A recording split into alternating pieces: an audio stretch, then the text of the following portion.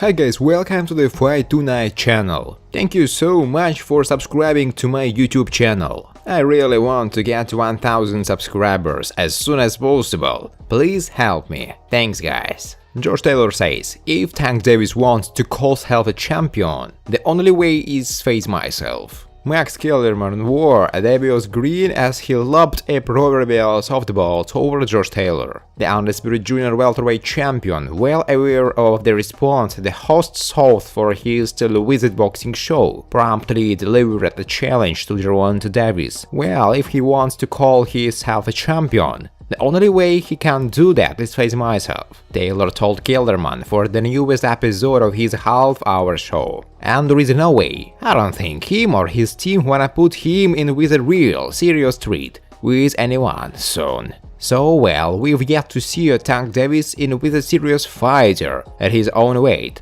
And so we'll see how he fares and competes against someone when he is in an even match. With a record of 26-0 including 24 knockouts, Davis is considered one of the sport's most dangerous knockout artists. The Baltimore native has consistently drawn criticism, however, for winning WBA secondary titles in 3 weight classes, only to bypass fights against the boxers considered true WBA champions in those respective divisions. Taylor, 18-0, 30 KOs, commonly considered one of the sport's 10 best. Pound for pound, is that WBA champion at the 140-pound limit. Davis defeated Mario Barrios by 11th round technical knockout to win the WBA World Super Lightweight title June 26 at State Farm Arena in Atlanta. San Antonio's Barrios was unbeaten before Davis dropped him 3 times and stopped him in their Showtime pay-per-view main event. Taylor had already established himself as the division's undisputed champion 5 weeks prior to Davis' victory, when he knocked Joseph Ramirez to the canvas twice and won their 12th round, 140-pound title unification bout by unanimous decision, May 22 at Virgil Hotels, Las Vegas. The Scottish Southpaw retained his IBF and WBA belts by beating Ramirez and won the WBC and WBO crowns from him.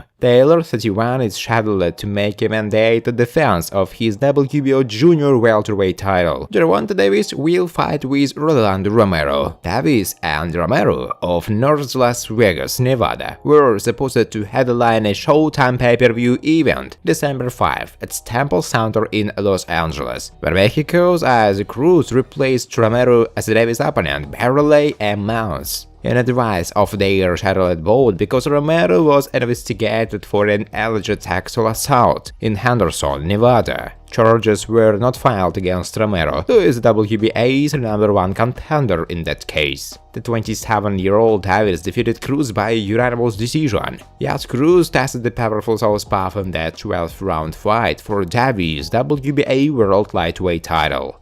Friends, before starting to watch this video, I would like to ask you to subscribe to my channel. If you really enjoy the content, then please subscribe to my channel and keep watching the videos.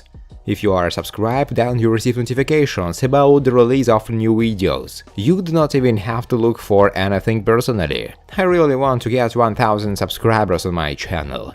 I'm trying very hard, absolutely every day, and I need your support. Your likes, comments, reposts to social networks. Thanks to everyone who subscribes to my channel. You are my support. Thank you so much. A lightweight fight between Rolando Romero and Gervonta Davis that was originally announced and then scrapped after sexual allegations surfaced against Romero could be reignite again after the investigation was closed last month. The WBA ordered a fight between Tank and Rolly last month, and the two sides have until February 24 to reach an agreement. Lightweight star Ryan Garcia has long been yearning for a chance to fight Davis. When asked how the Baltimore-bred boxer would fare against Romero, Garcia was not too optimistic. Rolly has a chance to win for sure, Garcia says. Tank gets hit a lot, and Rolly has some pop behind him.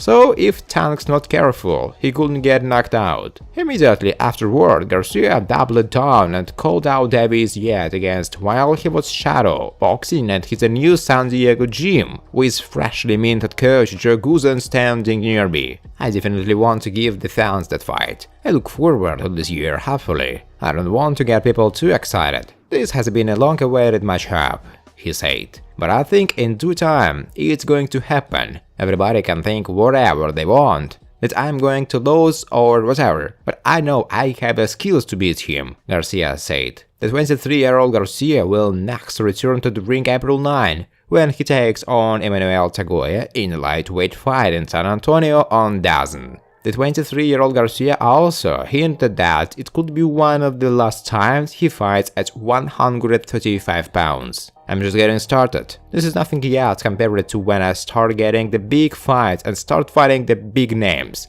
he said. I don't know how big this can get. I will probably be at 140 very soon, especially if George Kambosos doesn't really want to fight, or any of these guys. I will just move up. We're going to anyways near that weight. The fight at the top of Karl Froch's 2022 wish list is a shadow between unbeaten lightweight Gervonta Davis and Ryan Garcia. Davis and Garcia are regarded by many observers as the two biggest names at 135 pounds. Garcia has been inactive since January, when he picked up the biggest win of his career with a knockout of Olympic gold medal winner Luke Campbell. And the early going, Garcia was dropped hard and then forced to rally back to eventually stop Campbell in the 7th round. He was then scheduled to take part in a fight with Javier Fortuna, but withdrew to place his full focus on improving his mental health. Garcia was then set for a fight with former champion Joseph Diaz. That fight fell out when Garcia withdrew with injury. Davis saw action twice in 2021. He moved up to the junior welterweight limit of 140 pounds in June to score an impressive knockout of unbeaten Mario Barrios.